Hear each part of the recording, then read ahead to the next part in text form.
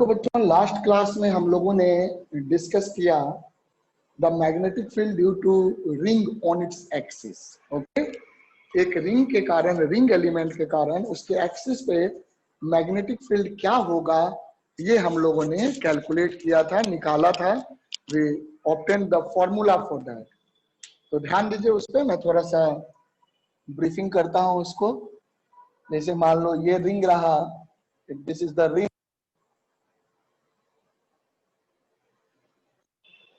this is the ring and this is axis of ring। तो आप समझ सकते हैं कि अगर डायरेक्शन में है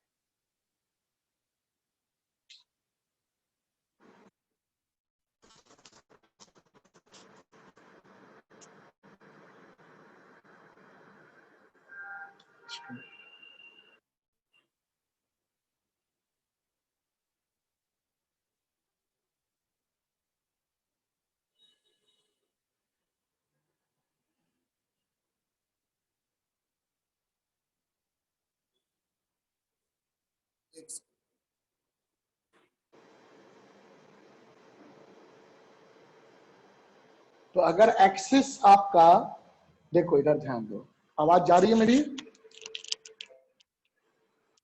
अगर एक्सिस इस डायरेक्शन में है तो आपका रिंग ऐसे होगा, है ना, perpendicular to board like this. ये रिंग रहा सामने इस तरीके से, रिंग का सरफेस ये है, तो रिंग इस तरीके से है और एक्सिस इधर है।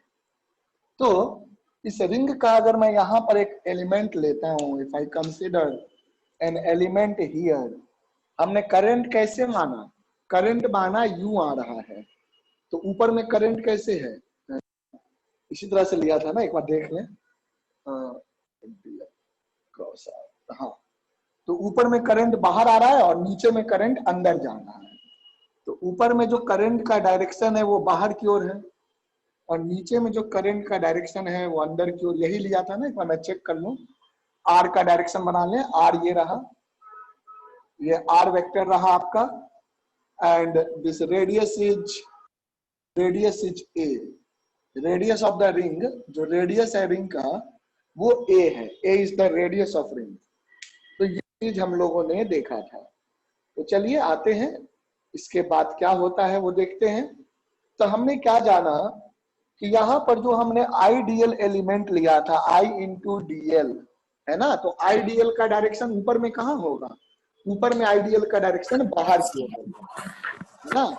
और नीचे में जब आपका ऐसे करंट नीचे की ओर आएगा तो आईडीएल का डायरेक्शन अंदर की ओर होगा। तो ऊपर वाले एलिमेंट के कारण देखो, आईडीएल इधर हो गया, आईडीएल आपका बाहर की ओर हो गया, और आर वेक्टर जो है, आर वेक्टर आपका ऐसे हो गया, इस तरीके से। तो आइडियल 3D में देखिए, समझिए इसको, आप लोग की ओर है, इस पे फोकस ये रखो कि आप की ओर है, बाहर की ओर है। तो आइडियल पे हाथ रखो और आर की ओर घुमाओ, तो थंब देखो कैसे आएगा ऐसे। वैसे भी इस प्लेन के परपेंडिकुलर होगा, है ना। तो इस प्लेन के परपेंडिकुलर दो डायरेक्शन हो सकते हैं, a cross b, cross product of vector समझते हैं ना, क्रॉस प्रोडक्ट ऑफ वेक्टर। तो ए क्रॉस बी या तो इधर हो सकता है या इधर हो सकता है। तो राइट हैंड रूल से आप देखोगे कि ए पे हाथ रख के बी पर घुमाओगे तो थंब का डायरेक्शन, तो I dl cross R, so the direction is like this. तो इस तरीके से बाहर की ओर डायरेक्शन आ गया आइडियल क्रॉस आर का। तो इस आइडियल क्रॉस आर, यानी कि I dl cross R give the direction of dB. तो डीबी का डायरेक्शन यहाँ पर इधर आ गया, ऐसे आ गया। So this is the direction of dB. उसी तरह से यहाँ पे देखोगे नीचे वाले पॉइंट पे, तो नीचे वाले पॉइंट पे अगर आप देखेंगे तो नीचे वाले पॉइंट पे आईडीएल का डायरेक्शन क्या होगा? तो आईडीएल का डायरेक्शन जो है वो अंदर की ओर होगा और आर का डायरेक्शन ये रहेगा। तो इस बार अगर आप करेंगे आईडीएल क्रॉस आर, तो देखो आईडीएल का डायरेक्शन इस बार अंदर की ओर है और आर का डायरेक्शन ऐसे है, थोड़ा ऊपर की ओर। तो इस बार आप आईडीएल पे हाथ और आर की ओर घुमाइए, तो थंब का डायरेक्शन इधर आता है, मतलब I dl cross R. I dl cross R के डायरेक्शन में कौन होता है? डीबी वेक्टर होता है, बायो-सेवर्ट लॉ में हमने देखा है। तो डीबी का डायरेक्शन जो होगा वो इधर होगा, like this. So you will सी कि इसके कारण जो डीबी का डायरेक्शन होगा, the dB will be like this. है ना, ये चीज। अब यहाँ पर भी मैंने I इंटू डीएल लिया है, दोनों आइडियल का मैग्नीट्यूड बराबर है, डायरेक्शन अपोजिट है लेकिन मैग्नीट्यूड बराबर है। तो आर भी देख लो सिमेट्री, ये डिस्टेंस कितना हो गया, ये डिस्टेंस a हो गया और ये लेंथ x हो गया। तो आर का जो मैग्नीट्यूड है दैट इज रूट पाइथागोरस से देखो इस ट्रायंगल में, कौन सी ट्रायंगल की मैं बात कर रहा हूँ, राइट एंगल ट्रायंगल जो बन रहा है, देखो ये पॉइंट और ये पॉइंट। तो ये वाला जो राइट एंगल ट्रायंगल बन रहा है, तो इस राइट एंगल ट्रायंगल में आप देखोगे कि आर वेक्टर जो हो जाएगा that will be a square plus x square का root. So this is equal to square root of a square plus x square. तो ये आर जो हो गया that is magnitude of r, magnitude of r that is r will be equal to root under a square plus x square. तो r की value की जगह r का, तो आर स्क्वायर है, आर स्क्वायर क्या हो जाएगा, A square plus x square, ये आप रख सकते हैं आर स्क्वायर की जगह पर। तो इतनी बातें हमने देखा। अब जरा तुम देखो, ध्यान देना, वेक्टर एडिशन आता है ना बेटा, वेक्टर एडिशन बहुत जरूरी है, वेक्टर से ही सारी चीजें होती हैं। तो यहां देखिए, अगर इस पॉइंट पे इन दोनों वेक्टर को ऐड करोगे तो दोनों वेक्टर का एडिशन पैरेललोग्राम रूल से देखो, तो पैरेललोग्राम रूल से दोनों वेक्टर का एडिशन ऐसे इधर आएगा, मतलब इधर वाला कंपोनेंट कैंसिल हो जाएगा। अगर इस वाले वेक्टर को देखोगे तो इस वेक्टर का जो एक्सिस के परपेंडिकुलर कंपोनेंट है वो इस डायरेक्शन में आएगा, और इस वाले वेक्टर का एक्सिस के परपेंडिकुलर कंपोनेंट है वो इधर आएगा। ये दोनों कंपोनेंट अपोजिट डायरेक्शन में होने के कारण कैंसिल हो जाएंगे, लेकिन इधर वाले कंपोनेंट दोनों के जुड़ जाएंगे। यानी कि आप क्या कह सकते हैं कि अगर डायमेट्रिकली अपोजिट पॉइंट लेते हैं, जैसे मैं यहाँ पे पॉइंट लिया फिर यहाँ लिया, तो इन दोनों पॉइंट पे जो आइडियल एलिमेंट है, ध्यान से देखो समझो इसको, इन दोनों पॉइंट पे जो आइडियल एलिमेंट है उसके कारण जो डीबी आएगा, डीबी है ना, डीबी मैग्नेटिक फील्ड, उसका एक्सिस के परपेंडिकुलर जो कंपोनेंट है, एक्सिस के परपेंडिकुलर जो कंपोनेंट है वो कैंसिल हो जाएगा। Is that clear? एक्सिस के परपेंडिकुलर वाला कंपोनेंट कैंसिल हो जाएगा और एक्सिस के पैरेलल जो कंपोनेंट है, एक्सिस के पैरेलल वाला कंपोनेंट ऐड हो जाएगा। तो किसी भी डायमेट्रिकली अपोजिट पॉइंट को लीजिए बेटा, है ना, रिंग तो ऐसे है ना, ऐसे सोचो रिंग अगर ऐसे है तो ये एक्सिस किधर आएगा, बाहर आएगा, तो एक्सिस को बाहर की ओर रख लो, समझा, एक्सिस को बाहर की ओर ऐसे मान लो, समझो 3D है इसीलिए आपको सोचने में थोड़ा टाइम लगेगा, लेकिन सोचने की कोशिश करो। तो ये रहा आपका ring, this is your ring, you can say, जिस रिंग में करंट जा रहा है। तो ऐसे अगर करंट जा रहा है रिंग में, तो अगर आप इस तरह से एक्सिस लेते हैं, एक्सिस पे कोई पॉइंट ले, तो इसके कारण और इसके कारण फील्ड है वो इधर आ रहा है एक्सिस के लॉन्ग। तो कोई भी डायमेट्रिकली अपोजिट पॉइंट लीजिए, चाहे ये दोनों पॉइंट लीजिए, चाहे आप ये दोनों पॉइंट लीजिए, ये वाला पॉइंट और ये वाला पॉइंट, इन दोनों पॉइंट के कारण भी जो फील्ड होगा उसका नेट वेक्टर एडिशन इधर ही आएगा एक्सिस के लॉन्ग। समझ में आ रहा है? बोलो। Yes sir. है ना, वेक्टर एडिशन देखना है आइडियल क्रॉस आर करके। तो बेसिकली सभी के कारण आपका जो नेट फील्ड है वो टुवर्ड्स एक्सिस आएगा। यानी कि अगर मैं डीबी को इंटीग्रेट कर दूं over the entire ring that is 2 pi ए पे, तो आंसर आ जाएगा।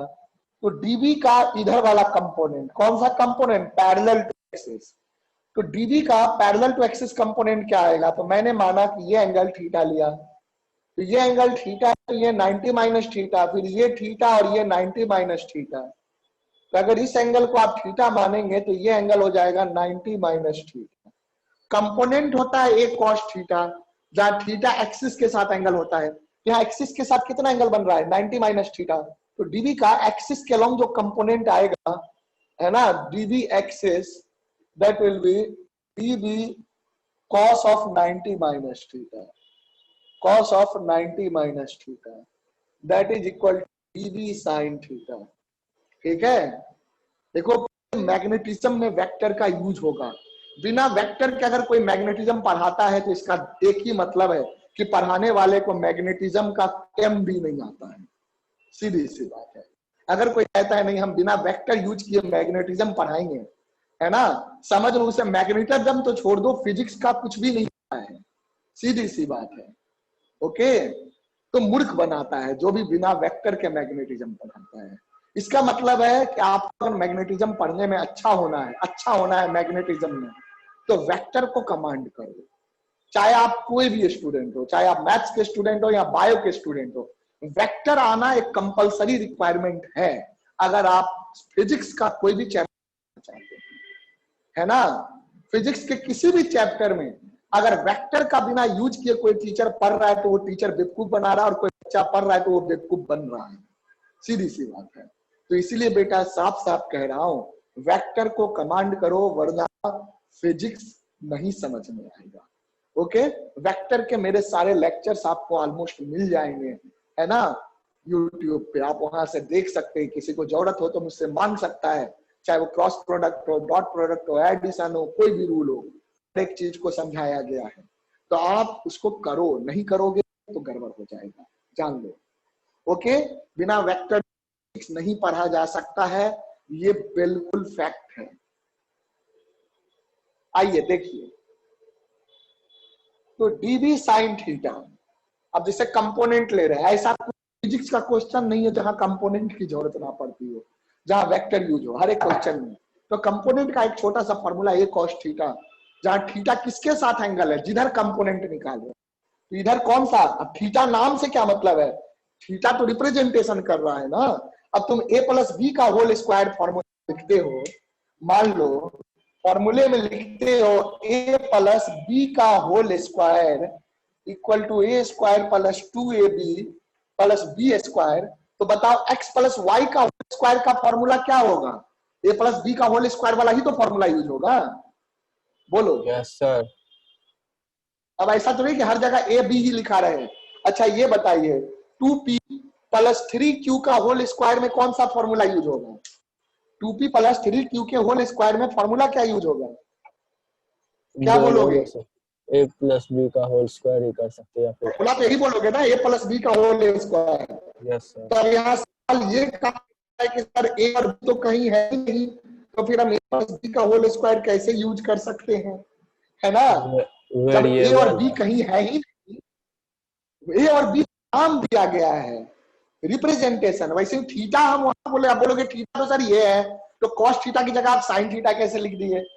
फॉर्मूला में ए कॉस थीटा में आप बोलोगे ए तो ये रेडियस है, फिर आर, ये डीबी कहां से आ गया ए की जगह, तो ए किसी वेक्टर का नाम है और थीटा उस वेक्टर का एक्सिस के साथ एंगल है। तो यहां बताओ डीबी वेक्टर कौन हो गया, ए की जगह हो गया डीबी, और थीटा की जगह कौन हो गया 90 माइनस थीटा, क्योंकि वेक्टर 90 माइनस थीटा बना रहा है किसके साथ, एक्सिस, जिधर कंपोनेंट निकालना है। तो कॉस किसका लेते हैं, एंगल का बन रहा है, तो यहाँ 90 माइनस थीटा बन रहा है, उसी का कॉस लेंगे ना। यही सारी चीजें आपको वेक्टर में आना चाहिए, समझा बेटा। ओके, जैसे कोई वेक्टर अगर है, मान लो ये मैं क्या कह रहा हूं ध्यान से समझो, अगर ये कोई वेक्टर ए है और ये कोई एक्सिस है, और ये वेक्टर इस एक्सिस के साथ थीटा एंगल बना रहा है, तो इसका कंपोनेंट इधर क्या होता है, कंपोनेंट का मतलब ये वाला, यहां से परपेंडिकुलर ड्रॉ कर दो ये पार्ट, तो component is equal to A cos theta होता है। ट्रायंगल से दिख जाएगा cos theta will be equal to this by A, so this part will be equal to A cos theta. Trigonometry लगा लो, कॉस थीटा से कर लो, राइट एंगल ट्रायंगल बन रहा है। तो वही चीज, तो यहाँ पर एंगल 90 माइनस थीटा है, तो इसके हिसाब से देखोगे, है ना। आओ देखो, तो एक्सिस ये हो गया, तो सर डीबी, हाँ बोलो। रिकनेक्ट कर रहे सर, कुछ दिख नहीं रहा, ब्लर ठीक आ है रहा है पूरा। कर लो रिकनेक्ट कर लो बेटा, कोई नहीं।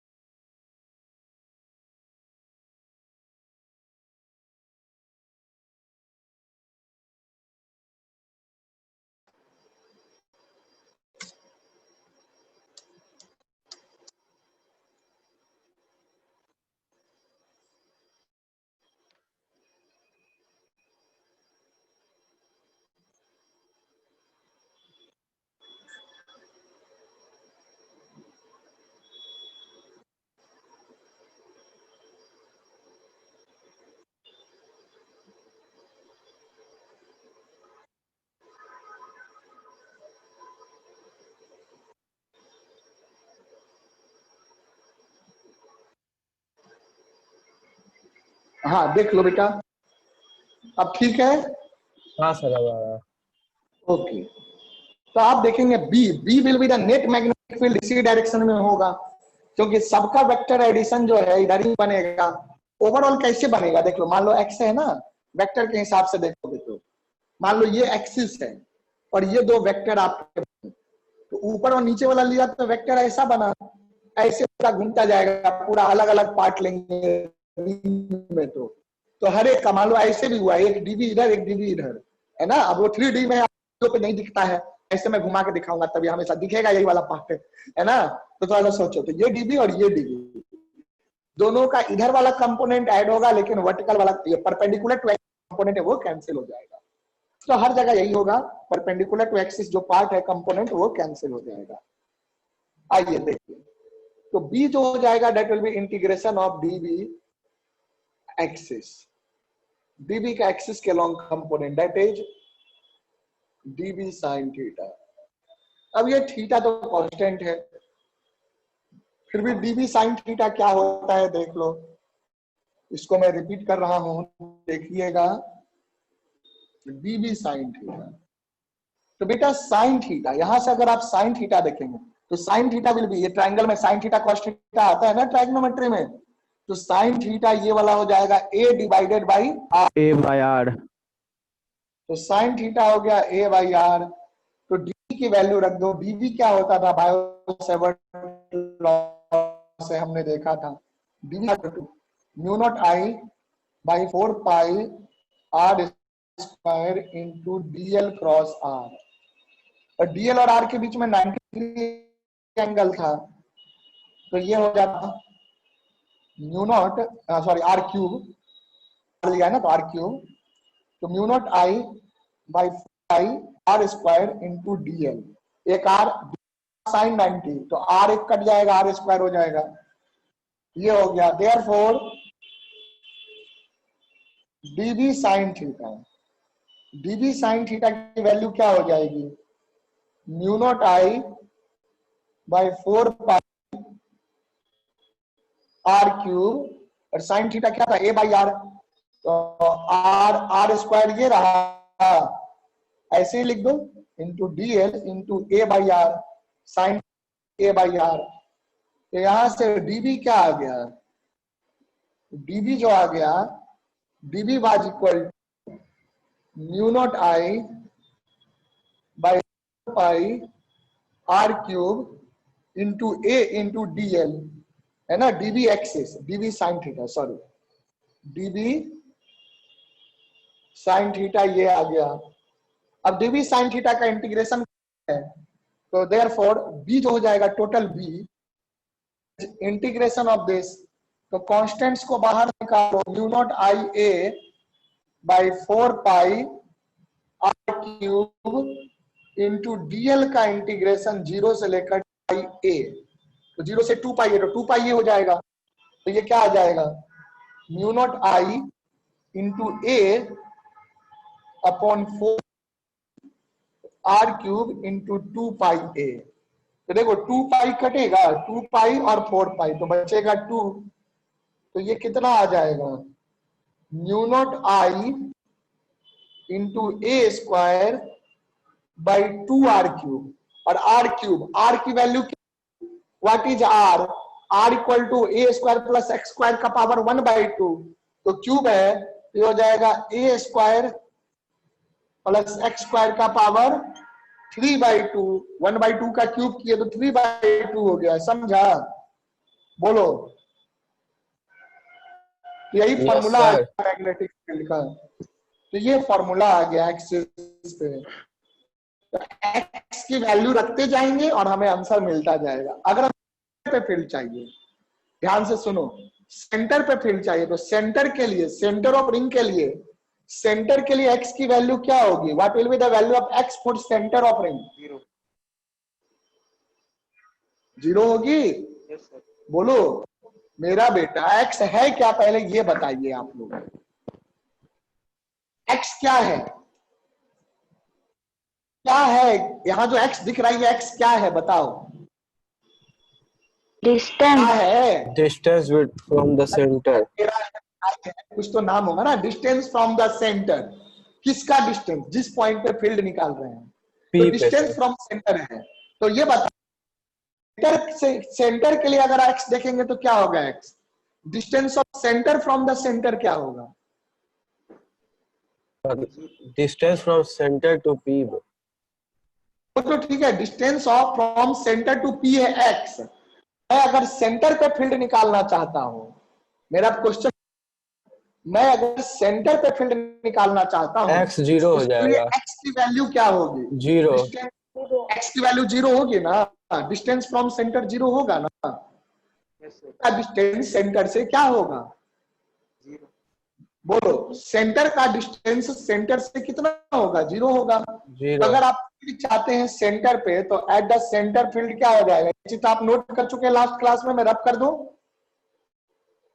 शुड आई रब इट, बताइए अनु। यस सर, कर लिया। ठीक है बेटा, तो अगर मैं सेंटर पे फील्ड चाहता हूं कि magnetic field, magnetic field at the centre of ring, तो magnetic field at the centre of ring b at the center, तो सेंटर पे मैग्नेटिक फील्ड क्या हो जाएगा, है ना, तो आप रख देंगे x विल बी 0, तो x को जैसे ही 0 रखोगे तो आ जाएगा mu not I a square by 2 A square का पावर 3/2, x तो 0 हो गया, ए स्क्वायर का पावर 3/2, तो क्या हो जाएगा 2a क्यूब, तो एक एक कट जाएगा, बच जाएगा mu not I by 2a, यानी कि magnetic field at the centre of ring, magnetic field at the centre of ring क्या हो जाएगा, म्यू आई बाई 2a, जहां पे आई आपका रिंग में करंट है और a उसका रेडियस है। चलो इसको नोट कर लो। अभी एक चीज और फॉर्मूले में आएगा, देखो इस क्वेश्चंस डायरेक्ट आते हैं, समझा, कम ऑन डू दिस, ये डेरिवेशन भी इंपॉर्टेंट है बेटा, करो इसको।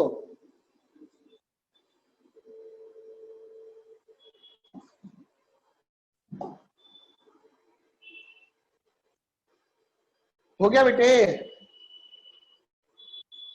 Yes sir. नोट कर लिया सभी ने, magnetic field at the centre of ring equal to mu not I by 2a।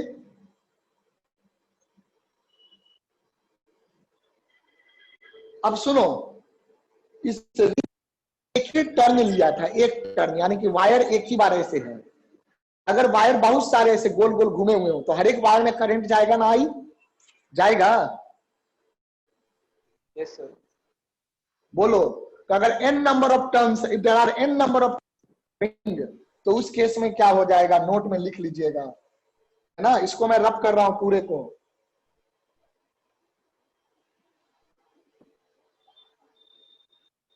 ये फॉर्मूला डायरेक्ट भी निकाल सकते हैं सेंटर पे इंटीग्रेट करके, मैं कई बार क्वेश्चन पूछ देता है कि using integration find the field at the centre of ring, तो आप ये पूरा प्रोसेस भी कर सकते हैं, थोड़ा लंबा है और सिंपल तरीके से, क्योंकि सेंटर पे पूछा है तो डायरेक्ट सेंटर पे निकाल देंगे, कर सकते हैं, तो वो शॉर्ट में आ जाता है। एम्पियर्स लॉ से भी निकलता है सेंटर पे, बहुत सारा तरीका है, तो एम्पियर्स लॉ पढ़ोगे तब मैं बताऊंगा, आगे आप पढ़ोगे Ampere's law.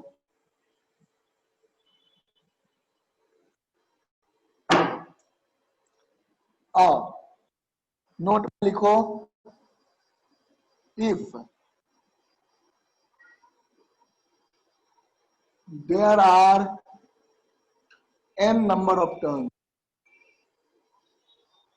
n number of turns in the ring, ठीक है बेटा, if there are n number of turns in the ring,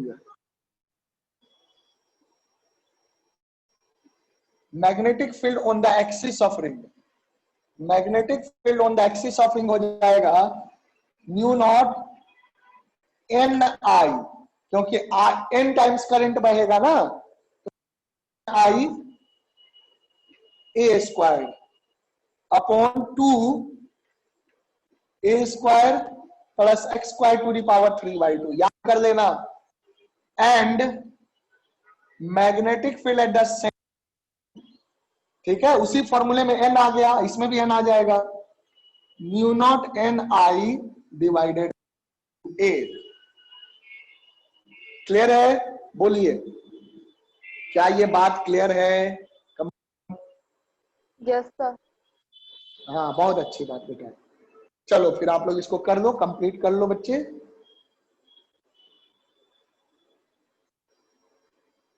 come on.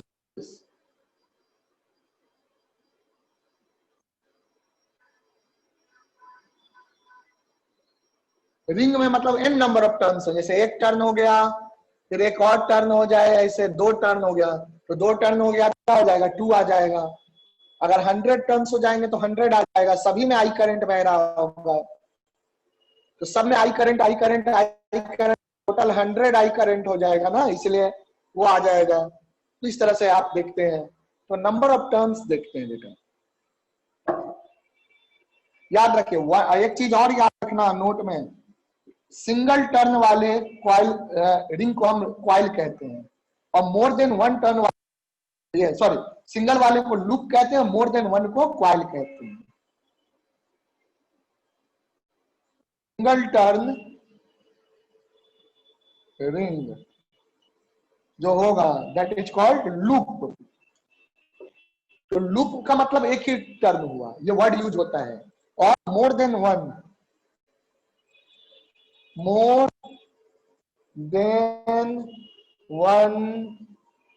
Turn, इसको आप क्या कहेंगे? इसको आप कहेंगे क्वाइल, है ना। सिंगल टर्न को भी क्वाइल कह सकते हो, क्वाइल विद सिंगल टर्न, लेकिन एक से ज्यादा को लूप नहीं कह सकते, समझे? लूप का मतलब सिंगल टर्न हुआ।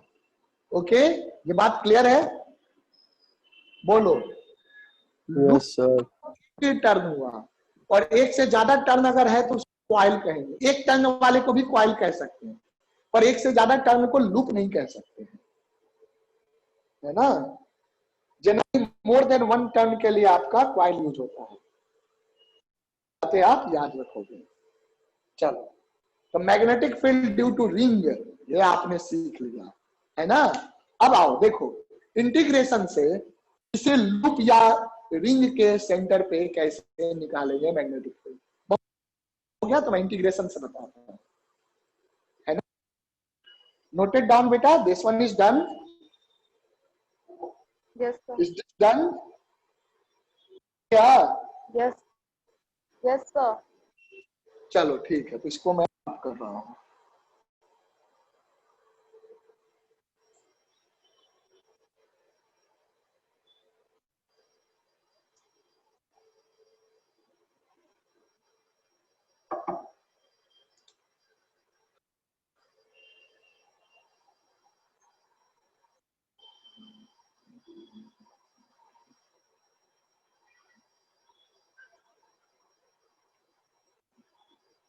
magnetic field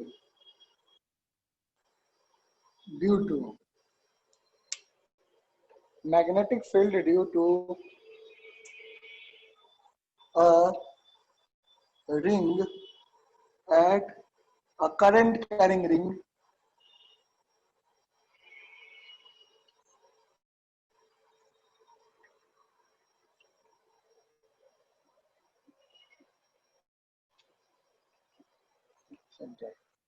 at its center।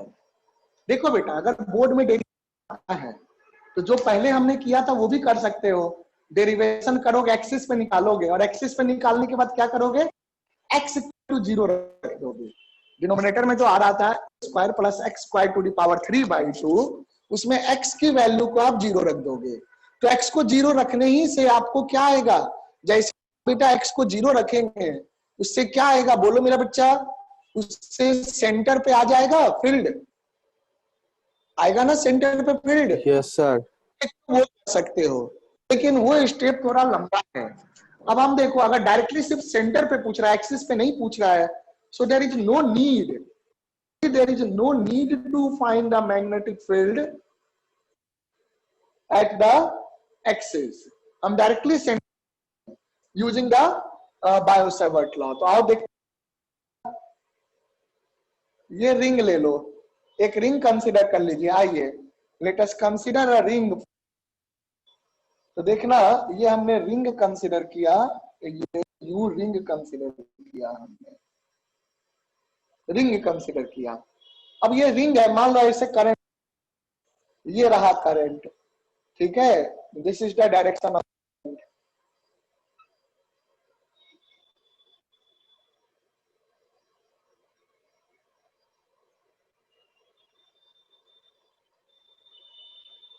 Current जा रहा है, एंटी क्लॉक, या मान लो आई करंट है, 1 टर्न के लिए देखो, n नंबर ऑफ टर्न के लिए n मल्टीप्लाई कर दोगे, सेंटर पे फील्ड निकालना है।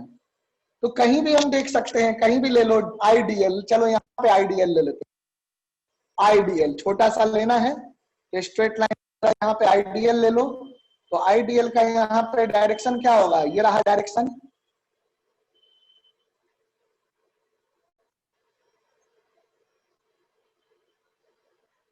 ये रहा आई इंटू डीएल, दिख रहा है बेटा? आईडीएल का डायरेक्शन क्लियर है? आईडीएल का डायरेक्शन नीचे की ओर होगा, कोई डाउट? बोलो,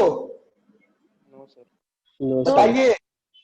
ये क्लियर है? आइडियल आइडियल करंट एलिमेंट पहले ही मैंने बताया था ना फर्स्ट क्लास में, उसको देखो, याद करते जाओ चीजों को बच्चों, तब आपको क्लियर रहेगा आगे।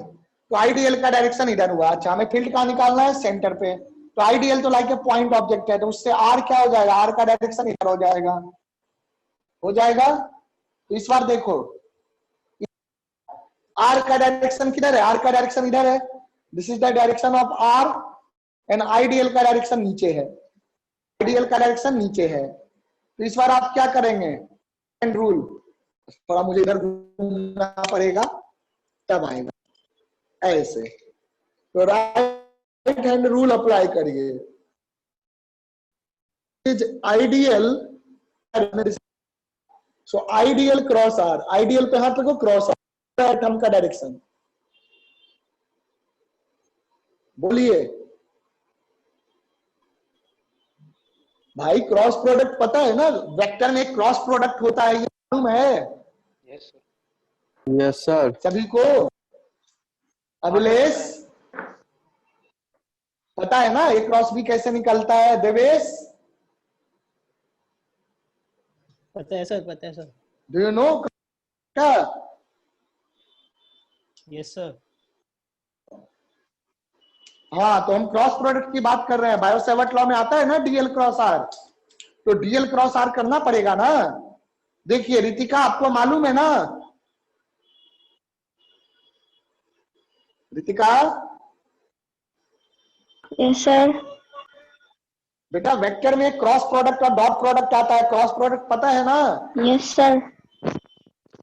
देखो क्रॉस प्रोडक्ट ही पूरा मैग्नेटिज्म में क्रॉस प्रोडक्ट का यूज होता है। क्रॉस प्रोडक्ट नहीं आता तो मैग्नेटिज्म नहीं पढ़ पाओगे। चाहो तो रिवाइज कर लेना क्रॉस प्रोडक्ट का, मेरा 2 लेक्चर पढ़ा हुआ है ना ऑनलाइन, देखो तो काफी डिटेल में वहां डिस्कशन है। तो ये रहा आपका आर का डायरेक्शन, है ना? आर मतलब ये जो होगा रेडियस के बराबर हो जाएगा, इक्वल टू ए हो गया इस बार, है ना, क्योंकि एक्स 0 है। आर इक्वल टू ए नहीं हो जाएगा, आर क्या होता था? Root under a square plus x square, x 0 कर दो तो root of a square, a हो जाएगा। तो ये रेडियस हो गया मान लो। डीएल, आईडीएल का डायरेक्शन इधर आया, तो आईडीएल पे हाथ रखिए, ए क्रॉस बी, तो आईडीएल क्रॉस आर, डीएल पहले आ रहा है तो डीएल पे हाथ रखो, आर की ओर घुमाओ, तो डीएल क्रॉस आर का डायरेक्शन किधर आएगा? इधर आउटवर्ड आएगा। हाँ, आउटवर्ड आएगा, तो आउटवर्ड आएगा आईडीएल, डीएल क्रॉस आर। वैसे ही कहीं भी ले लो तुम, यहाँ पे कहीं भी ले लो, यहाँ पर ले लेते हैं, तो यहाँ लेंगे आईडीएल, तो आईडीएल का डायरेक्शन इधर हो गया, और आर का डायरेक्शन किधर हो जाएगा? ऐसे हो जाएगा। इस बार देखो आर ऐसे है और आईडीएल ऐसे है, तो डीएल क्रॉस आर फिर से आउटवर्ड कहीं भी लो, यहाँ ले लो, यहाँ पे करंट ऊपर जा रहा होगा, तो आईडीएल इधर हो जाएगा और आर इधर हो जाएगा। इस बार आर इस तरफ और आईडीएल ऊपर है, तो डीएल क्रॉस आर हर जगह आइडियल क्रॉस आर बाहर आ रहा है? यस बोलो। Yes, sir. Yes, sir. पूरे रिंग पे आइडियल क्रॉस आर का डायरेक्शन बाहर है, यानी कि ऐड कर देंगे तो डीबी क्या हो जाएगा बेटा? और आइडियल क्रॉस आर के भी आइडियल और आर के बीच का एंगल देखो क्या है, 90 डिग्री। तो डीबी क्या हो जाएगा इस बार डायरेक्टली डीबी का इंटीग्रेशन, क्योंकि सारे डीबी डायरेक्शन में ऐड हो जाएंगे तो डीबी तो मैग्नीट्यूड हो जाएगा, है ना? या डीबी लिख दो, डायरेक्शन आउटवर्ड लिख देना।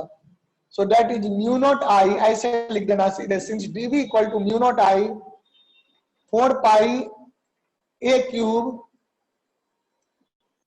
या r cube into dl cross r का मैग्नीट्यूड, है ना, and direction is outward. So this is equal to mu not I by 4 pi are cube into dl, और डीएल और आर के बीच में 90 डिग्री है, dl r sine 90 degree and direction क्या हो गया? आउटवर्ड।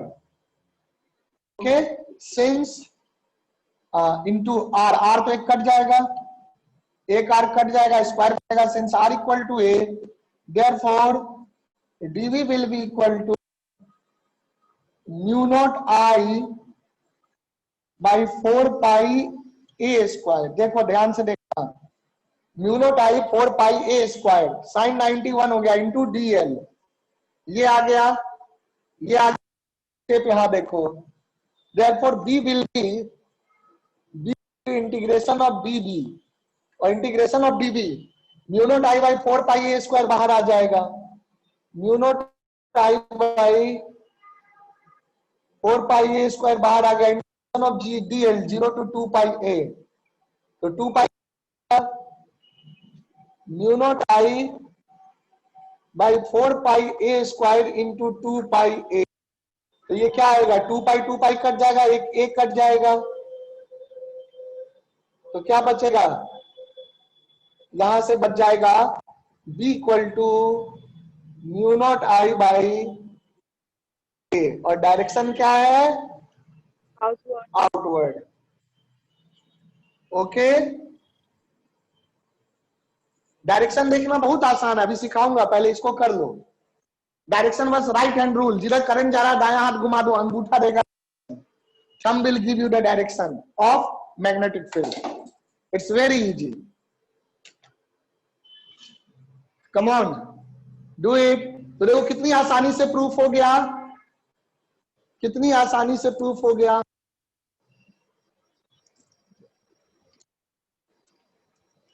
सर बोलो सर, हमेशा से हम रिंग ही क्यों लेते हैं सर? हम कोई और शेप क्यों नहीं लेते? बेटा, जो आपस में उसी को तो प्रूफ करोगे, और भी शेप के लिए निकल जाएगा, सर किस कौन से शेप के लिए और? है ना? जैसे स्क्वायर के लिए, रेक्टेंगल के लिए, हेक्सागन के लिए, ट्रायंगल के लिए निकल जाएगा, है ना? अब आप कहोगे इररेगुलर शेप, तो इररेगुलर शेप का फॉर्मूला ही नहीं होता है। जब शेप का ही फॉर्मूला नहीं होता, हाँ, जब शेप का ही कोई फॉर्मूला नहीं होता है तो फील्ड तो होगा उसके कारण, तो उसका फॉर्मूला नहीं होता है ना। हाँ सर, हाँ, ठीक। किसी को भी कर सकते हैं, स्क्वायर कर सकते हैं, है ना, हेक्सागन ले सकते हैं, जहां भी एंगल वगैरह कैलकुलेशन किया जा सकता है, इक्विलेटरल ट्रायंगल ले सकते हैं, है ना, रेक्टेंगल ले सकते हैं, बहुत तरह का, समझे? Yes sir. तो जेई में सब पे करना है, आईटी सब आ सकता है ना, वो चीज है।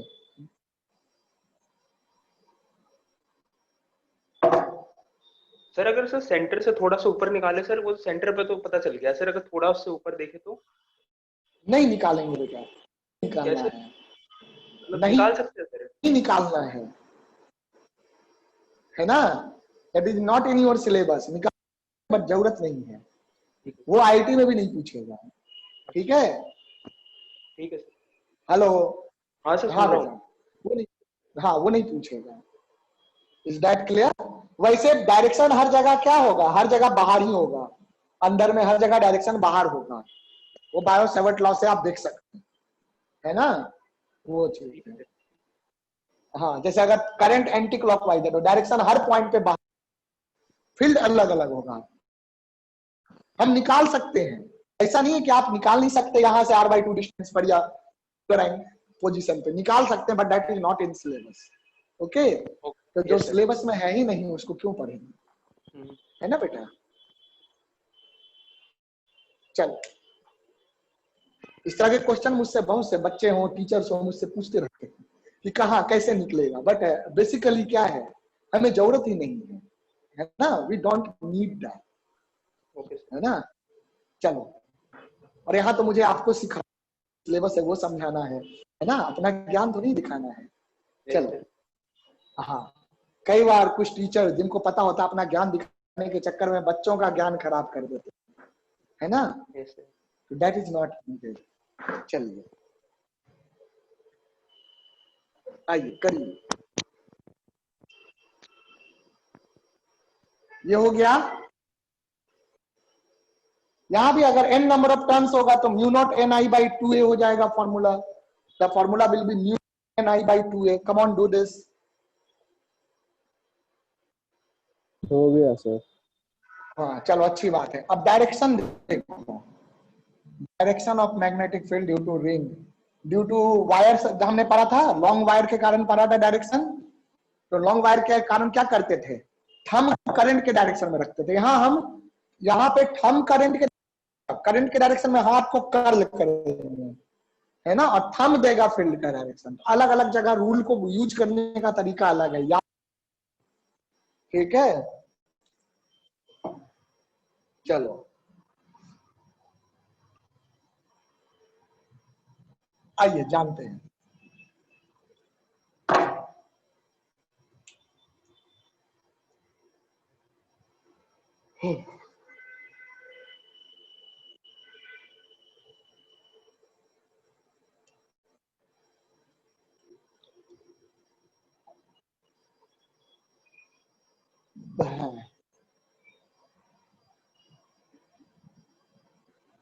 Direction of magnetic field due to current carrying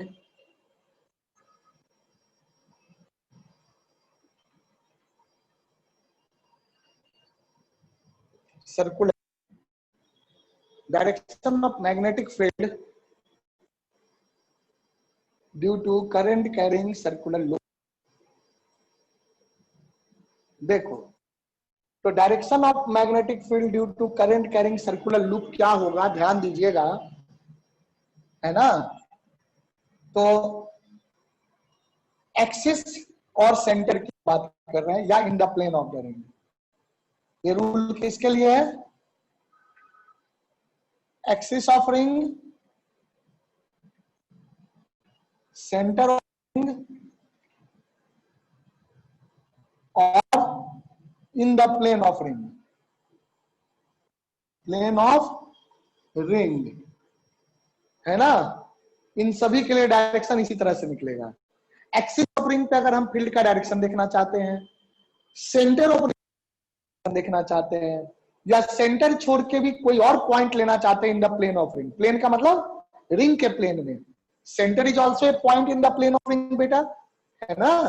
तो जैसे मान लो कि ये रिंग रहा, तो ये जो रिंग है circular ring, uniform circular ring, है ना, तो इसके कारण, या कोई भी 2 डायमेंशनल लूप है, ऐसा भी उसमें भी यही चीज होगा, इसमें इन द प्लेन डायरेक्शन तो इसी तरह से निकलेगा, चाहे इरेगुलर शेप क्यों ना हो, याद रखोगे।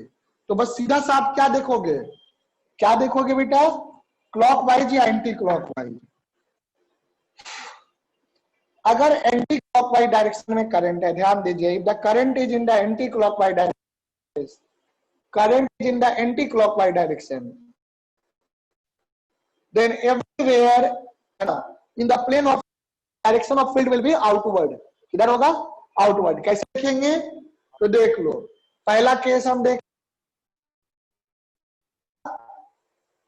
पहला केस है I is clockwise, रूल क्या है पहले ये समझो। रूल ये है कि जिधर भी करंट बहेगा, ध्यान से सुनिएगा,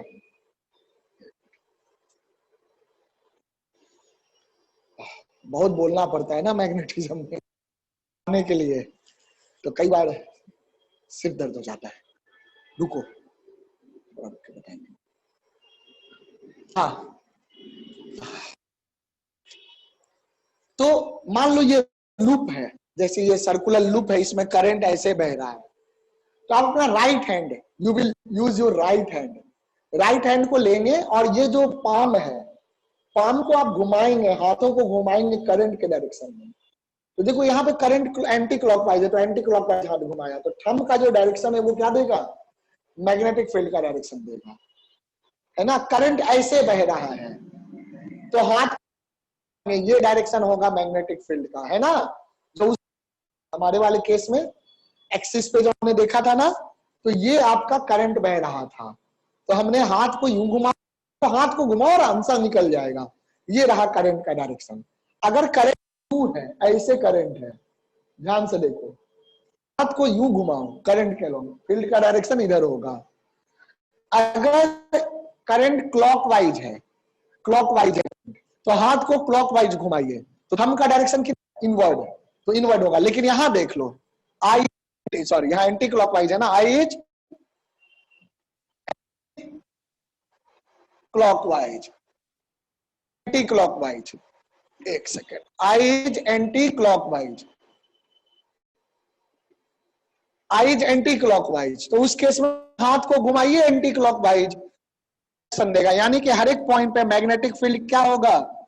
आउटवर्ड होगा। इस पूरे रीजन में मैग्नेटिक फील्ड आउटवर्ड होगा।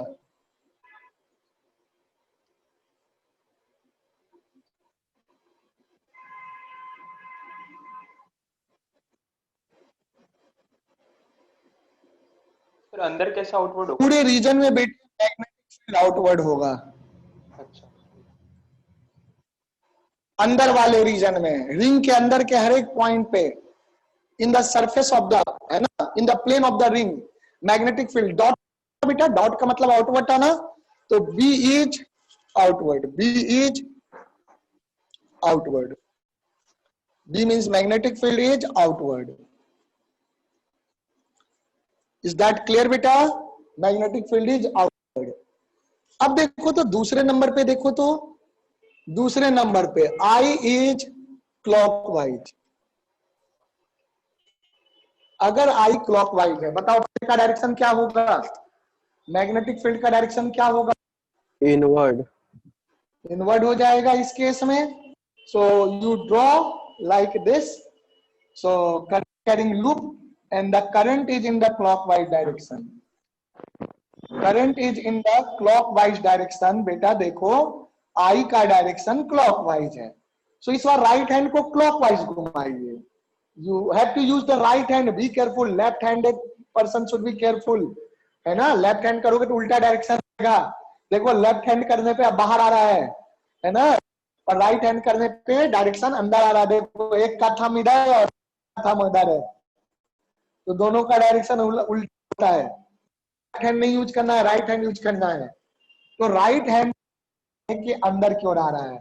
तो चाहे सेंटर पे हो, सेंटर पे तो वैल्यू भी पता है, mu naught I by 2r, और के अलावा भी कोई पॉइंट आप लोगे, क्रॉस का मतलब क्या है? इनवर्ड।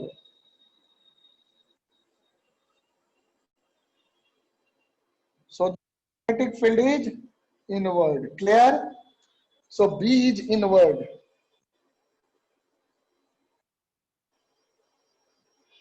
तो बेटा तरीका सीख गया। तरीका बड़ा सिंपल है, लूप में जो भी करंट का डायरेक्शन हो ऐसा ही लूप क्यों ना हो, ठीक है। अब मान लो करंट का डायरेक्शन ऐसे है, if the direction of the current is clockwise, ठीक है। देखो आपके दो चैप्टर में काम आएगा, फिफ्थ में और सिक्स्थ में, हर एक चैप्टर में ये सब काम आएगा, इसलिए देखो ये सारे रूल्स अच्छे से याद होने चाहिए। तो यहाँ पे करंट कैसा है बेटा? करंट है एंटी क्लॉकवाइज, तो अंदर के हर एक पॉइंट पे फील्ड का डायरेक्शन क्या होगा? आउटवर्ड होगा। बाहर उल्टा हो जाता है, बाहर उल्टा हो जाता है ना। अभी सिखाएंगे। अगर अंदर में आउटवर्ड है तो बाहर में इनवर्ड होगा, अंदर तो बाहर, लूप के आउटसाइड आउटवर्ड होगा, है ना। वो क्यों? Magnetic field line always form closed loop, तो वो मैं समझाऊंगा, पहले इसको कर लो। तो ये तो एंटी क्लॉकवाइज वाला, क्लॉकवाइज वाला है तो इसको मत लिखो। यहां भी अगर कैसा भी लूप देखो एंटी में, तो फील्ड का डायरेक्शन क्या होगा? आउटवर्ड होगा। लूप के शेप से कोई मतलब नहीं है डायरेक्शन से। वैल्यू भले ही आप नहीं कर पाएंगे, लेकिन डायरेक्शन की बात तो कर ही सकते हैं, है ना। यहाँ पे भी लूप ऐसा ले लो, डायरेक्शन ले लो, क्लॉकवाइज ले लो करंट, है ना। Current is clockwise, so here the direction of the magnetic field,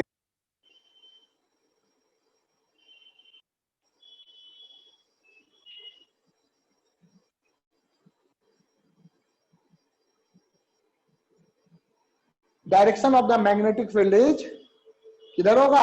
inward होगा, क्योंकि करंट क्लॉकवाइज है। सो ये सारी नोट कर लो, फिर मैं वो राइट हैंड वाला रूल लिखा देता हूं 2 लाइन में। Come on, first of all note it down.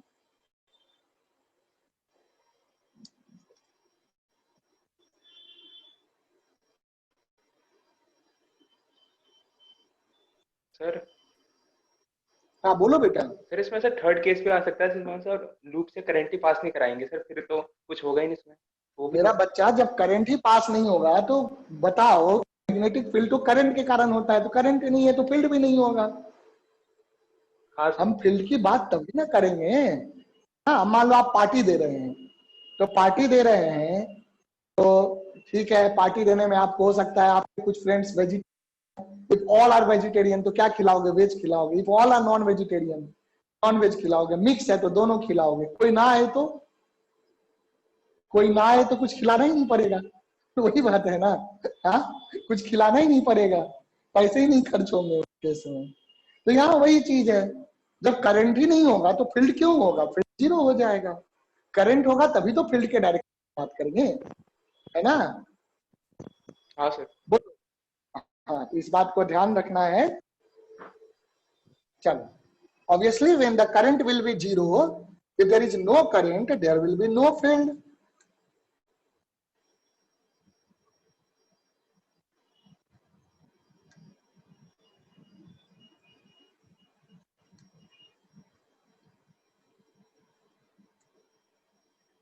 हो गया बेटा?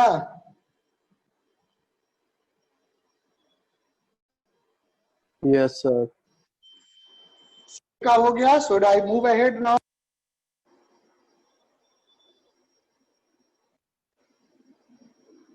बोलो। Yes, Yes, sir. sir. Is this done? Okay, that's good.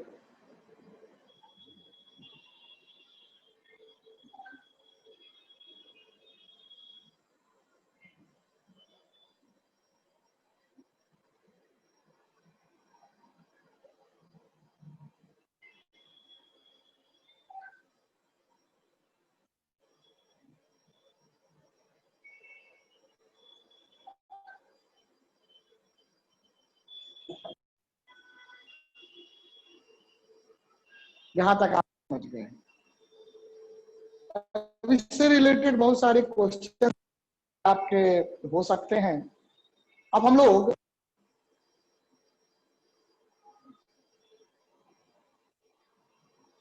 हमने ये देखा फील्ड के बारे में जाना। Just wait for a minute.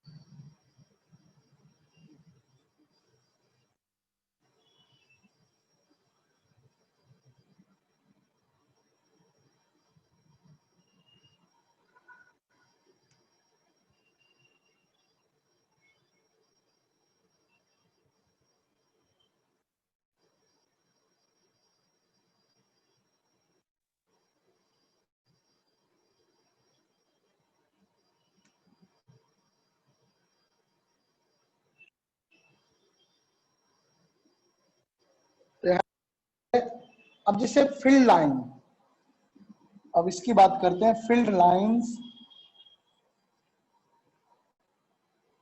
Due to a circular current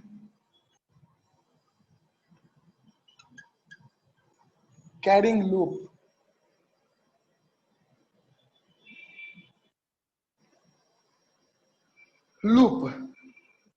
loop ऐसे मान लेते हैं, ठीक है, इस तरीके से लूप मान लेते हैं, उसके कारण देखते हैं। आइए, ये रहा लूप हमारा, ध्यान देना, दिस इज द लूप।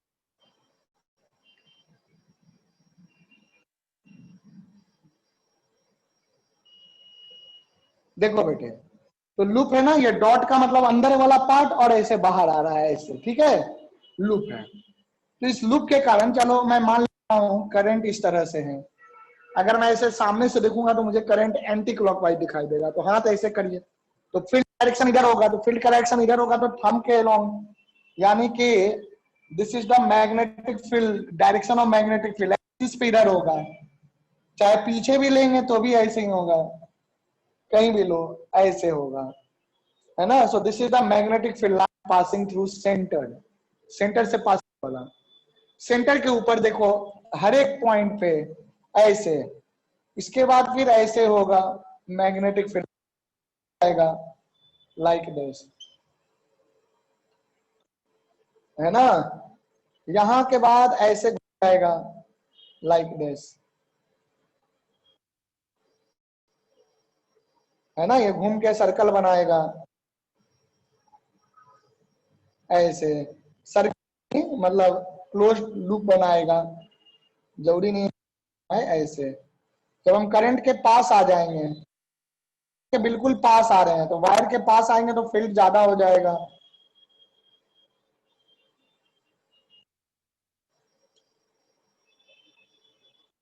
इस तरीके से।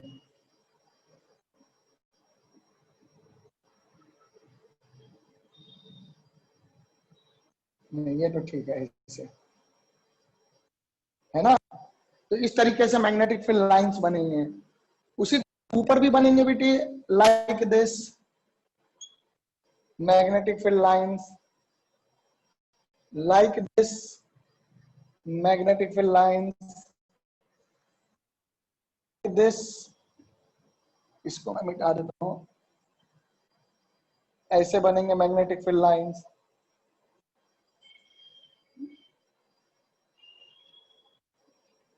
like this,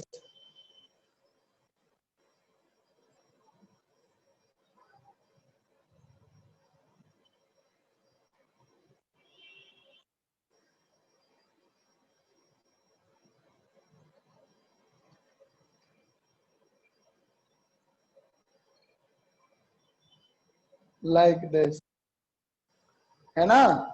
तो यहां देखो, अगर सर लूप के प्लेन में देखेंगे तो हर जगह फील्ड लाइंस इधर ही है, तो this is the pattern of the magnetic field line due to a current carrying loop, this loop आपका इस तरीके से है। इसी लूप को अगर आप ऐसे दिखाएंगे, प्लेन में दिखाएंगे, मान लो ऐसे एंटी क्लॉकवाइज करंट दिखाएंगे, मान लो आपका लूप है, जैसे यहां पर ये लूप था और ये एक्सिस ऑफ लूप था,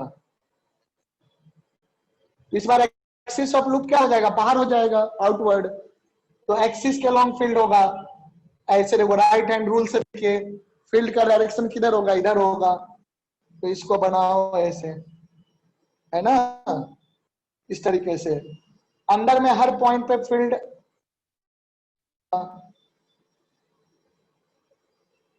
आउटवर्ड होगा,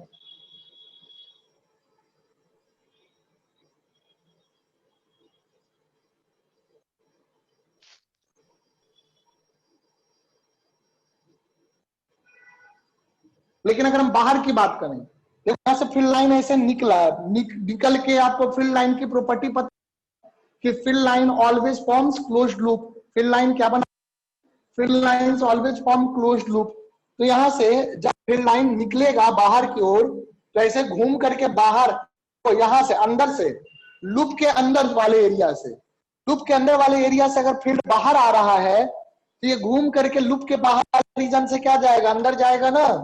तो आउटवर्ड की ओर अगर हम देखेंगे तो बाहर में फील्ड कैसा होगा, अंदर की ओर होगा, तभी तो क्लोज लूप बन पाएगा, है ना। ऐसे मान लो कि ये लूप रहा, ऐसे लूप मान लो, ये मेरा हाथ जो है ये लूप हो गया, तो फिर एक फील्ड लाइन ऐसे बाहर निकल रहा है, तो ये इसको lines always form closed loop, पढ़े हो ना लास्ट क्लास में, magnetic field lines always form closed loop, बताया है ना यस सर। लाइन की प्रॉपर्टी में।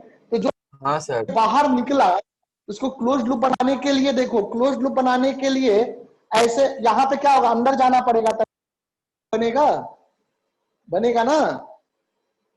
हाँ सर। तो फिर चूंकि क्लोज लूप बनाता है, तो अगर लूप अंदर से बाहर आ रहा है, तो लूप के बाहर से अंदर जाना चाहिए, है ना। तो वही चीज मैंने क्रॉस से दिखाया है कि बाहर में फील्ड लाइंस ऐसे होंगे हर जगह, और दूर जाएंगे तो ऐसे दूर में दिखा सकते हैं, समझा। So in this way you can show the direction of the magnetic field lines, okay. यहां पर जो लूप है वो कैसे रखा हुआ है, लूप ऐसे रखा हुआ है, लाइक दिस, है ना, यूं रखा हुआ है, इस प्लेन में रखा हुआ है, इस प्लेन में।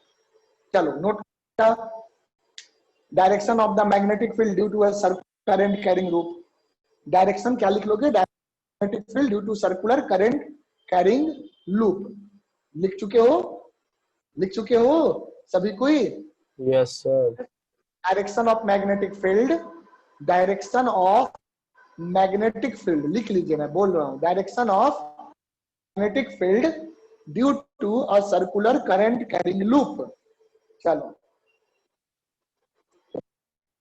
योर बायोसेवर्ट लॉ, बहुत एप्लीकेशन है बायोसेवर्ट लॉ, आपको स्कूल लेवल पे बस इतना ही जानना है ना, that is more than enough. चलिए बायोसेवर्ट लॉ, अब हम बात करेंगे एम्पियर्स लॉ की। एम्पियर्स लॉ क्या कहता है ये जानिए, come on do it first of all. ये हो गया सबका बेटा, हाँ सर।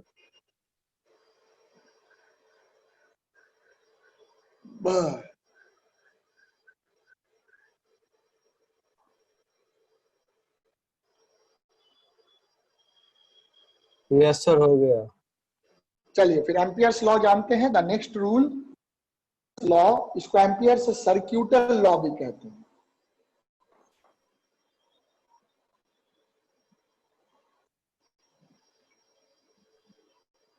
ये सारा जो लाइन है ना, ये भी बनाएगा क्लोज, लेकिन काफी बड़ा बनेगा, बोर्ड पे नहीं दिखा सकते, आप नहीं दिखाना है। मैग्नेट में भी इसी तरह से होता है, यानी कि क्लोज्ड लूप मैग्नेट की तरह वर्क करता है। देखो लूप के पोल की बात तो अगले चैप्टर में होगा, नेक्स्ट जब हम लोग पहुंचेंगे तब होगा, लेकिन यहाँ भी आप समझ सकते हैं, जिधर मैग्नेटिक फील्ड का डायरेक्शन है वो नॉर्थ पोल हो गया, और उसके पीछे साउथ पोल हो गया, है ना।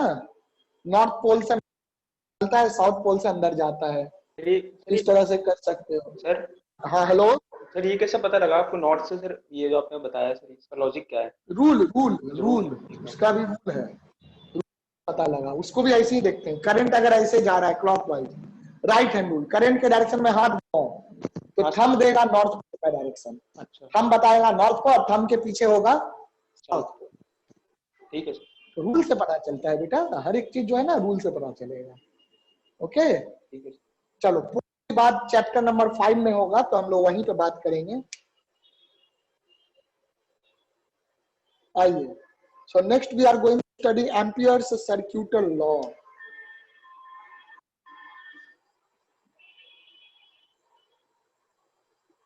एम्पियर्स सर्क्यूटल लॉ,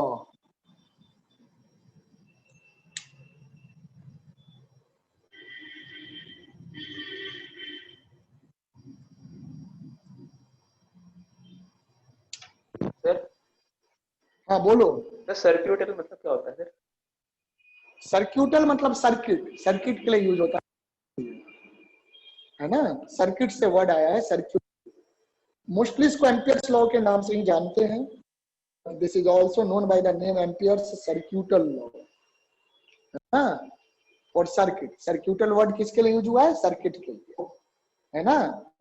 क्योंकि करंट कहाँ होगा? एम्पियर्स लॉ किसके लिए यूज होता है? करंट के लिए। करंट क्लोज लूप में जब करंट होता है वहां यूज होता है ना। करंट के लिए यूज होता है। करंट कहाँ बहता है? सर्किट में ही बहता है, बिना सर्किट के करंट नहीं है। सर्किट हमेशा के लिए क्लोज पाथ बनना जरूरी है, चाहे कुछ भी हो। जैसे लाइटनिंग होती है ना, बारिश का मौसम है, थंडर स्टॉर्म, तो लाइटनिंग जब होती है तो लाइटनिंग भी होती है, तो lightning is a current, it is the flow of ना from the atmosphere to the earth. Negative करता है एटमॉस्फेयर से अर्थ में, कैसे फ्लो करता है ना, क्लोज पाथ बनता है। अर्थ से लेकर एटमॉस्फेयर तक का पूरा क्लोज पाथ बनता है, समझे? तभी तो करंट फ्लो कर पाता है। तो दैट इज आल्सो सर्किट। तो जहां भी करंट होगा सर्किट होगा। That's why ampere, ampere was scientist, है ना। एम्पियर वाज ए साइंटिस्ट जिनके नाम एम्पियर सर्क्यूटल लॉ है, उन्होंने एम्पियर नहीं एम्पियर्स लॉ दिया था, है ना।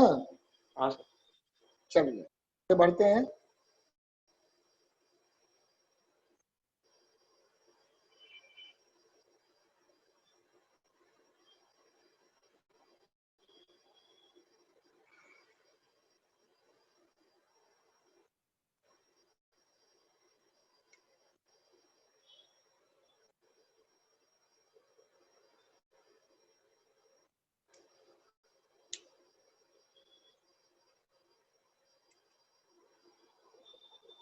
पहले लॉ में इसका मतलब समझाता हूं।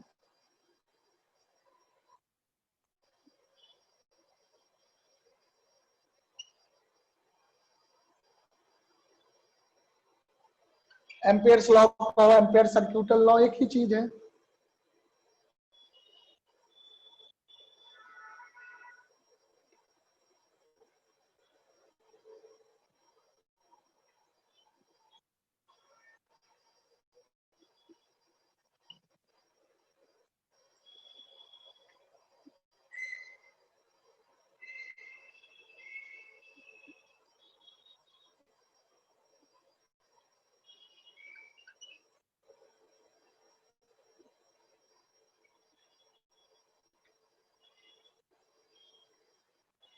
ये टर्म क्या है? Circulation of magnetic field, circulation of magnetic field over any close path. Circulation का होता है, डेफिनेशन लिखाने के बाद समझाऊंगा।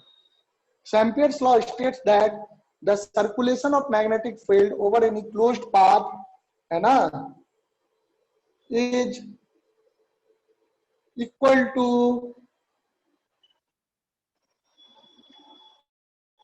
Mu naught times mu naught क्या? प्रोबेबिलिटी ऑफ फ्री स्पेस, है ना, जो आपका मैग्नेटिज्म में आता है। Mu naught times the, times मतलब मल्टीप्लाई, है ना। म्यू नॉट टाइम्स कहते हैं ना 5 times 6 times 7 times, mu naught times 1/2 times 1/3 times. That's why mu naught times the net current, net electric current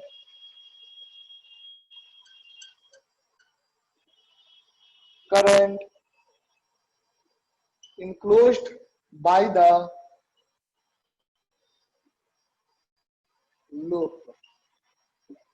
Net electric current enclosed by the, so Ampere's law states that the circulation of the magnetic field over any closed path is equal to mu naught times the net electric current enclosed by the loop. Mathematically इसी बात को कैसे लिखते हैं?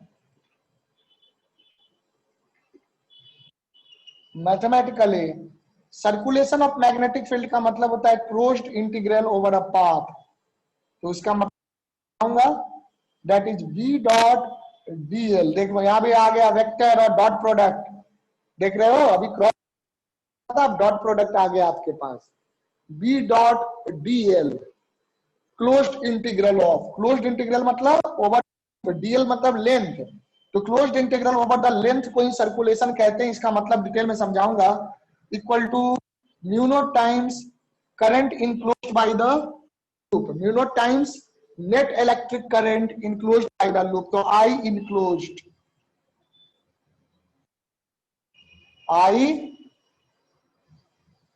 Enclosed, इसका क्या मतलब है देखिएगा, B डॉट dl, तो you can see the integral of B dot dl equal to mu naught times closed by the loop. Is this clear बेटा? बोलो। ये बात पहले जो है इसको नोट कर लो, फिर समझा। कम ऑन, मैथमेटिकली ऐसे लिखते हैं, कहते हैं सर्कुलेशन ऑफ मैग्नेटिक फील्ड। इसका मतलब समझा।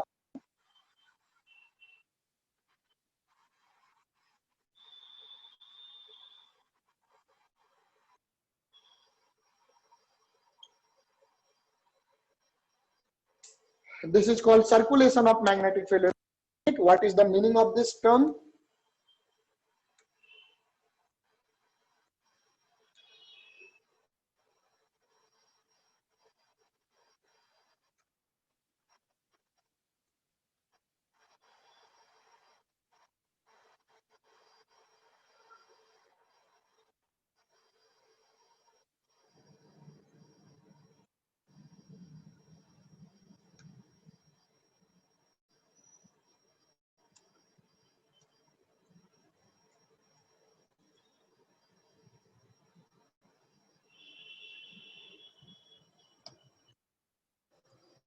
हो गया बेटा?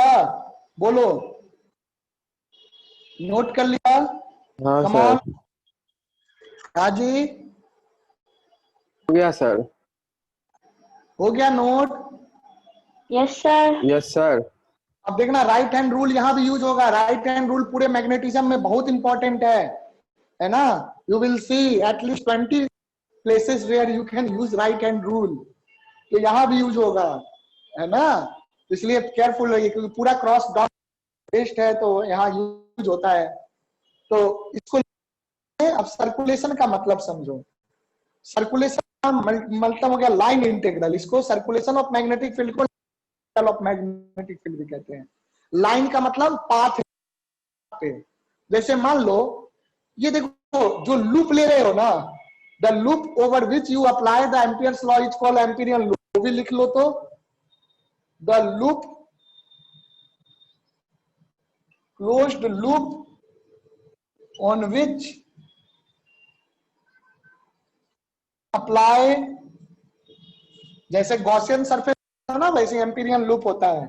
We apply the Amperian law, Ampere's law, we apply the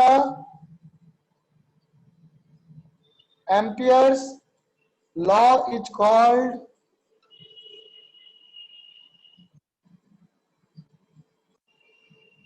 empyrean loop. The closed loop on which we apply the Ampere's law is called that clear? बोलो। Closed loop Yes, on sir. which we apply the Ampere's law is called Amperian loop. So जो closed loop जिसके ऊपर आप Ampere's law लगाएंगे उसे आप Amperian loop कहते हैं। तो अब देख लो, Amperian loop वो बस आप कैसा भी लूप ले सकते हैं, जैसी जरूरत पड़ती है क्वेश्चन के रिक्वायरमेंट के हिसाब से ही लेते हैं, है ना? हम कोई भी लूप ले लेंगे तो सॉल्व ही नहीं कर पाएंगे। तो मान लो ये कोई एक लूप आपने लिया, ऐसे डॉटेड बना दो, जरूरी नहीं है कि एकदम सर्कुलर हो, सिमेट्रिक हो, कैसा भी हो सकता है, पर क्वेश्चन आप तभी सॉल्व कर पाएंगे जब आपका सिमेट्रिक लूप हो, नहीं क्वेश्चन नहीं सॉल्व कर पाएंगे, समझे? Yes sir. तो ये जो लूप आप क्या है, इस लूप का मतलब वायर नहीं है, समझो। लूप का मतलब वायर नहीं है बेटा। Loop doesn't means wire, that clear? बोलो, ये Yes, बात sir. समझा? एम्पीरियन लूप मतलब बस सिंपली एक लूप है, यहाँ कोई वायर नहीं है। तो ऐसे मान लो हमने ले लिया, तो ये हो गया आपको। मान लो लूप में कैसे मूव करना ये भी आपकी मर्जी, क्लॉक या एंटी क्लॉक कैसे मूव करना ये भी आपकी मर्जी है। तो ये लूप हो गया AMPEREAN, एम्पी, है ना? मान लो मैं क्लॉकवाइज मूव करना चाहता हूं, एंटी क्लॉकवाइज। ध्यान से सुनना, अगर आप एम्पीरियल क्लॉकवाइज मूव करेंगे तो अपना राइट हैंड फिर से क्या करो, राइट रूल यूज करो, राइट हैंड को एंटी क्लॉकवाइज घुमाओ, तो थंब देगा पॉजिटिव डायरेक्शन, तो एंटी क्लॉकवाइज के लिए डायरेक्शन क्या हो गया, बाहर हो गया, और क्लॉकवाइज के लिए पॉजिटिव डायरेक्शन क्या हो जाएगा, क्लॉकवाइज के लिए पॉजिटिव डायरेक्शन हो जाएगा अंदर, इनवर्ड। इनवर्ड हो जाएगा। यानी कि मैं क्या कहना चाह रहा हूं, ध्यान से सुनो। नेट करंट क्या यूज हुआ था, word net current, net current होता है ये, net current enclosed by the loop. तो नेट में हमें देखना तो कोई पॉजिटिव करंट लेंगे, कोई निगेटिव करंट लेंगे, तो पॉजिटिव किसको ले और निगेटिव किसको ले, ये हमें देखना है। तो लूप आपने मान लिया कि ये एम्पीरियल लूप है ना, कोई भी इमेजिनरी लूप है स्पेस में, वो एक एम्पीरियल लूप आपने मान। तो इस एम्पीरियल लूप में आप कैसे घूम रहे हैं, अब आप कैसे, क्वेश्चन में दिया रहेगा कि क्लॉक या एंटी क्लॉकवाइज घूमना है, जनरली नहीं देता है, फिर कौन डिसाइड करता है, प्रॉब्लम सॉल्वर करेंगे। जो क्वेश्चन सॉल्व कर रहा है, जो प्रॉब्लम बना रहा है, या जो वो डिसाइड करेगा कि लूप में हमें कैसे घूमना है। हाँ, क्वेश्चन से वो डिड्यूस करेगा डायरेक्शन की, बेटर डायरेक्शन कौन सा है ना। तो आपने एंटी क्लॉकवाइज अगर माना है, तो एंटी क्लॉकवाइज अगर माना है तो पॉजिटिव डायरेक्शन किधर लेंगे, आउटवर्ड, और क्लॉकवाइज माना है तो पॉजिटिव डायरेक्शन किधर लेंगे, क्लॉकवाइज माना है तो पॉजिटिव डायरेक्शन किधर लेंगे, जल्दी बोलो, इनवर्ड। ये बात क्लियर है। चलो देखो क्या दिखेगा कि हम यहां पर एंटी क्लॉकवाइज डायरेक्शन में ऐसे घूम रहे हैं। तो जब आप एंटी क्लॉक में ऐसे घूम रहे हैं लूप पे, एम्पीरियल लूप पे, तो आपका आउटवर्ड डायरेक्शन पॉजिटिव होगा। तो यहां पे आउटवर्ड डायरेक्शन आपका पॉजिटिव माना जाएगा, और इनवर्ड डायरेक्शन क्या माना जाएगा, निगेटिव। सर ये रूल है, लेकिन वही अगर अभी बताया ना, रूल क्या है, पहले ध्यान से सुनो। रूल है कि आप डिसाइड करेंगे थंब से, ये बात क्लियर है, राइट हैंड रूल। आपने क्या देखा कि हमने एंटी क्लॉकवाइज डिसाइड घुमा, तो एंटी क्लॉकवाइज घुमा तो थंब का डायरेक्शन किधर है, बाहर, बाहर। तो इसलिए यहां पे पॉजिटिव डायरेक्शन क्या, जल्दी बोलो। तो बाहर की तरफ हुआ पॉजिटिव, हाँ, तो बाहर की तरफ हुआ सर पॉजिटिव रहेगा, बाहर की तरफ हुआ पॉजिटिव। लेकिन वही अगर मैं ऐसा लेता हूं, मान लो एम्पीरियल लूप इस तरह का ले रहे हैं, मान लो this is your Amperian loop, come on look here,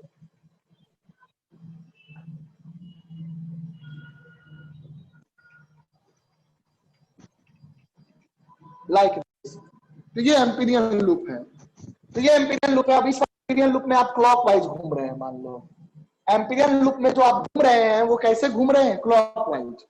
तो क्लॉकवाइज घूमेंगे, हाथ को किधर घुमाएंगे, क्लॉकवाइज, तो थंब किधर आएगा, अंदर। तो ये रूल नहीं है कि बाहर की ओर पॉजिटिव लेते हैं, रूल ये है कि थंब से डिसाइड करेंगे पॉजिटिव। तो यहाँ पे पॉजिटिव डायरेक्शन क्या होगा, अंदर वाला हो जाएगा आपका निगेटिव डायरेक्शन, सॉरी बाहर वाला हो जाएगा निगेटिव डायरेक्शन, और अंदर वाला हो जाएगा, क्रॉस मतलब अंदर होता है, तो ये हो जाएगा पॉजिटिव डायरेक्शन। समझा? हाँ सर। दो, तो कोई भी डायरेक्शन कैसे डिसाइड करेंगे, राइट हैंड रूल से। इसलिए मैं बार बार कह रहा हूं, वेक्टर, राइट हैंड रूल, ये सब क्लियर करो। तो एम्पीरियल लूप देखेंगे, तो यहाँ पर एम्पीरियल लूप में हम कैसे घूम रहे हैं, यहाँ पे हम एम्पीरियल लूप में घूम रहे हैं क्लॉकवाइज, एंटी क्लॉकवाइज घूम रहे हैं तो पॉजिटिव, हाँ बेटा एंटी क्लॉकवाइज, तो एंटी क्लॉकवाइज घूम रहे हैं, पॉजिटिव डायरेक्शन बाहर हुआ और निगेटिव डायरेक्शन अंदर हुआ। डॉट का मतलब क्या हो गया, बाहर की ओर, तो बाहर वाला डायरेक्शन मतलब अंदर वाला डायरेक्शन निगेटिव हुआ। यहां देखो डॉट का जो डायरेक्शन है वो निगेटिव हो गया, क्यों, क्योंकि यहाँ क्लॉकवाइज घूम रहे हैं लूप में। तो क्लॉकवाइज अगर लूप में घूमेंगे तो अंदर वाला डायरेक्शन पॉजिटिव होगा, है ना। थंब को देखिए, हाथ को घुमाइए, राइट हैंड को क्लॉकवाइज, आप भी करके देखिए साथ में, आपको क्या दिखेगा, अंदर की ओर, और अंदर की ओर पॉजिटिव हो जाएगा, बाहर जो है वो निगेटिव हो जाएगा। तो डॉट वाला निगेटिव हुआ। Is that clear? Yes sir. अब तुम समझो, तो ये पॉजिटिव निगेटिव किसके लिए होगा, करंट के लिए यूज करेंगे। पॉजिटिव लेंगे, कौन सा करंट, निगेटिव लेंगे। तो यहाँ पर अगर मान लो कोई करंट बाहर आ रहा है, तो ये पॉजिटिव करंट, अगर I1 बाहर आ रहा है तो I1 पॉजिटिव हो जाएगा, और अगर I2 अंदर है तो I2 निगेटिव हो जाएगा करंट। समझा? उसी तरह से वहां भी देख सकते हैं। हाँ सर। अब मान लो यहाँ पर एम्पीरियल में जो है बी होता है net magnetic field due to all the current, जैसे गॉस लॉ में होता था। चाहे अंदर वाले करंट हो या बाहर वाले करंट हो, नेट मैग्नेटिक फील्ड। बी कौन सा मैग्नेटिक फील्ड है? Net magnetic field all current. तो उसका जो सर्कुलेशन मतलब कि आप लूप में घूमिए, लूप में ऐसे घूमिए, तो लूप में जैसे घूम रहे हैं तो घूमते घूमते जहां भी जा रहे हैं, मान लो डी यहाँ डीएल लेंथ गए, तो ये जो डीएल गए, मान लो यहाँ पे डीएल का डायरेक्शन हमेशा क्या होगा? टेंजेंशियल टू लूप होगा। डीएल इधर लिए तो बी मान लो किधर भी हो, मान लो बी ऐसे, ये रहा बी, तो बी डॉट डीएल, तो डीएल इधर है, थीटा हो गया, तो बी डॉट डीएल, तो डॉट निकालना आता है ना, तो वही यहाँ पे कह रहा है कि integral of B dot dl, B dot dl product. Closed integral का क्या मतलब हुआ? क्लोज लगाने का मतलब क्या हुआ कि ओवर द एंटायर पाथ, पूरे क्लोज लूप पे, यहां से अगर चलोगे पी पॉइंट से चलोगे तो पी पॉइंट से चल के वापस पी पॉइंट तक आओगे, तो हर एक पॉइंट पे B dot dl, B dot dl, B dot dl निकालते जाओ। इंटीग्रेशन का मतलब क्या हो गया? समेशन। तो पूरे को इंटीग्रेट कर दोगे तो बी डॉट डीएल का जो इंटीग्रेशन आएगा, बी डॉट डीएल का जो इंटीग्रेशन आएगा over the close loop, that will B mu naught times I enclosed, है ना। तो यहां पर उसकी वैल्यू क्या हो जाएगी? यहां अगर देखें तो हमने एंटी क्लॉकवाइज में घूमे हैं लूप में, यहां पर हम लूप में कैसे घूम रहे हैं? Anti clockwise. तो closed integral of B dot dl की वैल्यू आ जाएगी mu naught times I enclosed. बाहर वाले करंट को पॉजिटिव लेना है ना, अंदर वाले करंट को निगेटिव लेना है ना, तो बाहर वाले करंट को पॉजिटिव लेना है और अंदर वाले करंट को निगेटिव लेना है, तो म्यू नॉट टाइम्स क्या हो जाएगा? I1 minus I2, mu naught times I1 minus I2। बोलो हो जाएगा? बता। तो ये चीज करना है बेटे, mu naught times I1 minus I2। Come on do this. आज यहीं तक रखते हैं क्लास, इसको रखते हैं, आप नोट कर लीजिए। तो नेक्स्ट क्लास में हम लोग एम्पियर्स लॉ डिटेल में डिस्कशन करेंगे। We will see many based on Ampere's law and questions based on Ampere's law. ठीक है, come on, just note it down, complete it, इसको कंप्लीट कर लीजिए आप।